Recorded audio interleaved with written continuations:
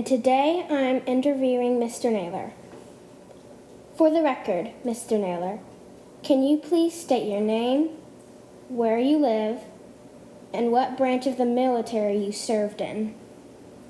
I am David Naylor, and I live in Lexington, Kentucky, and I was in the United States Marine Corps. Thank you, Mr. Naylor. My first question is, why did you join? The reason I joined is I always had admiration for the military, but also I was not sure what career I wanted to go after. I knew I wanted to go to college at some point, but I just wasn't ready to make that decision yet. So I decided best to serve my nation and give myself some more time to figure out what it is I wanted to do. Thank you for sharing your answer with me. Now my second question is, why did you pick the service branch you joined? I decided to be a Marine, well, basically because teachers and guidance counselors in my school, when they heard I was planning to go in the service, said, whatever you do, don't join the Marines because we think it's too tough for you. They thought I was too nice of a guy to be a Marine, and so basically I took that as a challenge to prove them wrong, that I could be an outstanding Marine. Where were you living at the time? I was currently living in La Pine, Oregon. Where did you go? Places I got to go in the service, it was, like I already said, I went to boot camp in MCRD San Diego. From there, I just went a little north to Camp Pendleton for Marine combat training. Then from there, I went to my military occupation specialty school in Camp Johnson, North Carolina. Then I had the benefit of being stationed in Hawaii, at Marine Corps base in Hawaii. I was served in two different bases there.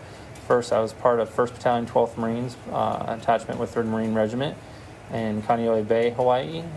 Then I was part of Headquarters Company, Marine Forces Pacific at Camp Smith, Hawaii. And in my time in, I also had the ability to spend about a month and a half in Alaska. And then when I was recalled back to active duty, I was stationed at Camp Pendleton once again. So I also got to go 29 Palms and a couple other small bases in California, but that's basically where I've been. Okay, now my next question is, what was your job? I had several different jobs when I was in the Marines. First thing they always teach you in Marine, first and most important job every Marine is a basic rifleman.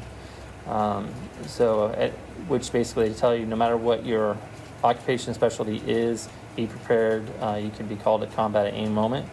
But my first job when I was in the Marines was actually a files and directive clerk. So I would update and correct Marine Corps orders and Navy orders.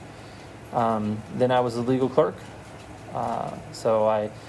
When Marines got into smaller trouble, we did a lot of their discipline hearings with commanding officers, but we also helped base legal with some of the more serious crimes that do happen from time to time.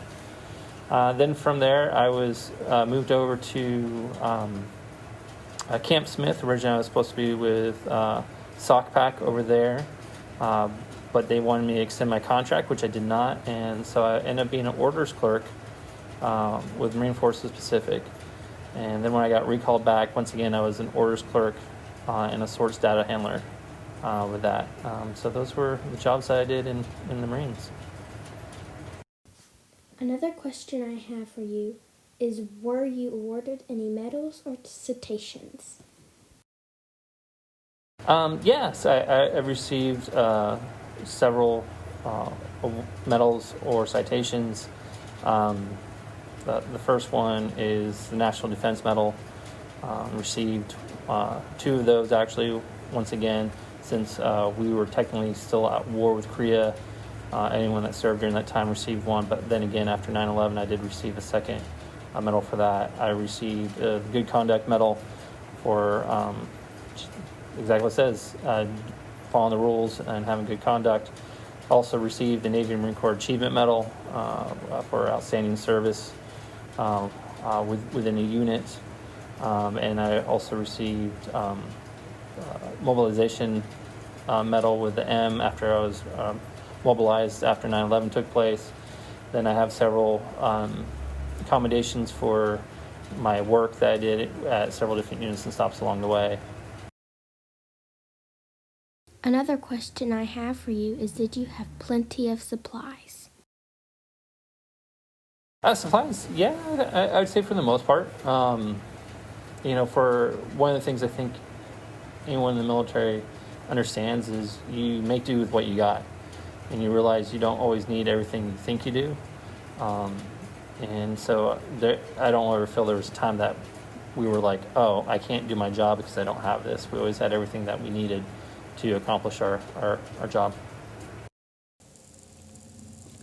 Another question I have for you is, were there any entertainers? Yeah, I think you always have those people that are comedians or singers that, I know we had quite a few people that would start bands in each of the units I've been in that just love to perform. One of my roommates, his brother was actually part of the Marine Corps band, which plays for the President of the United States. So there's definitely people out there that that have that entertained. But as far as I think you have that in any profession, people have those people that are comedians, that are singers, that like to act. You still have that. It's just a lot of times just find those outlets for them to do that. Thank you for your answers. Now, the next question I have is, how did you stay in touch with your family? Staying in touch with my family, it was different at different times. Naturally, when I was in boot camp, we only got, I think, the opportunity to call twice, and they were limited in time frame. One of them was to let them know that when we were actually graduating and to kind of make some arrangements for that. And the other time was, again, just to make sure that everything was arranged. But mostly it was through letters, writing letters back and forth. Now, once I was out in the fleet, naturally I had more freedom. The evenings were really on our own unless we were doing an exercise. So a lot of phone calls, very expensive phone bills, especially at the time. Still some letters, but mostly phone calls is how I stay in contact with family. The next few questions are about your life after service. Do you recall the day your service ended? Yes, I actually remember both those days since it kind of happened twice. The first one in Hawaii, it was quite interesting because the reason I got into the profession I'm in now in education was because of the Marines. When I first got stationed in Hawaii, being the new person, they assigned me to do the adopt school program. I never really thought about being an educator, but actually after that first day, I knew that's what I wanted to do. I wanted to make an impact on kids' lives, just like teachers had did for me. I think it took that a little bit time away from school, then to go and help someone and them thank you for doing it, to kind of instill that. But I had already been accepted in college to go to Penn State to get my degree in education. So I was counting down the days. So even my gunnery sergeant at the time, she had made a sign for me to leave that day saying 0 days and wake up. And just seeing the people I've been with for a while, saying goodbye. And actually, I remember driving over to the other side of the island to say goodbye to my friends of my last duty station. And I remember driving back over the Leaky Leaky Highway and just being once again in awe of the beauty of the state of Hawaii, and just understanding that was the closing of a moment, a chapter of my life. It was pretty emotional, to say the least. Then the second time after I got called back after 9/11, I was in Camp Pendleton, just driving across country to go back. I wouldn't say it was emotional in that state, but I was really excited to get back on my journey to become an educator again. So having that time away again just kind of really put an emphasis on what I really wanted to do. I missed working with kids, being in classrooms and teaching in my student teaching placements, and my friends that were in school. I got to see what they're doing, hear what they're doing, and it really made me long to get back to that. So it was just that sense of excitement.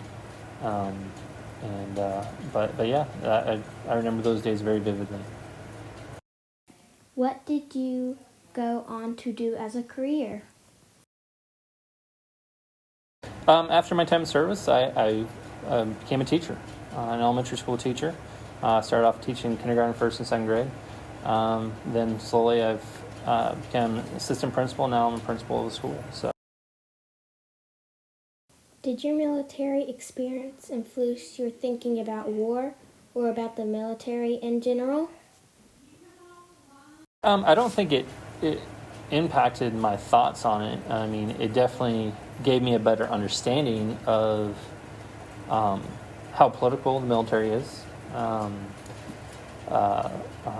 better understanding of how it runs on all aspects of it. So, but I don't think it's changed my view of it in the sense of, do I support more or less because of it? I still think that's the same. And but I think one of the things that I am probably more aware of and was not quite as aware of before is the support for veterans, especially those who have seen combat and what they've gone through. I've had a lot of friends that have gone through that and seen how it's changed them. It's just making sure that we give them the support and health care that they need so that the way they can come back to civilian life. Is there anything you would like to add that we have not covered in this interview? I think the biggest thing for me to add about anyone that's thinking about going to the military service is definitely do your research. At the different branches, find out which one is best for you, because they're all different. And I would say challenge yourself to which one is going to make you grow the most. Because it is a tremendous experience. I think it's a great honor that I was able to serve our nation and to take complete advantage of how it can help you grow as a person. I don't regret my experience at all, even though I didn't spend a lifetime in it like some of my friends did. But we all have our different paths, and yeah, just take that time to look into it, and if that's something you're drawn to, please go after it and know how it can help you in the long run. Thank you so much for being here with me today, Mr. Naylor. It has been a pleasure hearing about your experiences as a veteran.